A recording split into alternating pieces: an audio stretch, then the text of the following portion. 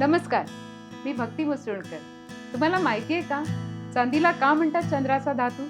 कारण जसं चंद्र समुद्राला शांत करतो, तसं चांदी मनाला शांत करते. आजी नेहमी सांगायची, चांदी अंगावर असली ना की मन आपोआप शांत राहतं. तेव्हा वाटायचं तिचा जुना विचार असेल, पण आता कळतंय खरंच काहीतरी असतं चांदीमध्ये. ती शीतल ऊर्जा, चंद्रासारखी थंड आणि गंमत बघा. सोनं आपण देतो शुभ गोष्टींसाठी, पण देवाला काय वाहतो? चांदीच. चांदी आहे शुद्धतेचं प्रतीक. म्हणूनच मंदिरात, पूजेत चांदीला मान दिला जातो.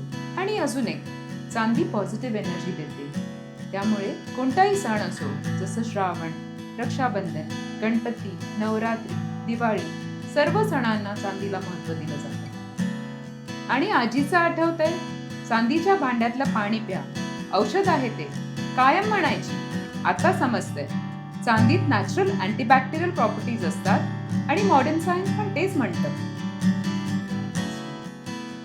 म्हणून पुढच्या वेळी देवाच्या ताटात, पूजेत किंवा आजीच्या कपाटात चांदी दिसली ना, फक्त तिचं शाईन बघू नका. लक्षात ठेवा, ही आहे आपली परंपरा, हे आहे आपलं शास्त्र, आणि हो, ही आहे मन शांत ठेवणारी एक रिअल एनर्जी. सण उत्सवाला सुरुवात झालीच आहे, तर चांदी खरेदी करण्यास मुसुळका ज्वेलर्सला नक्की या.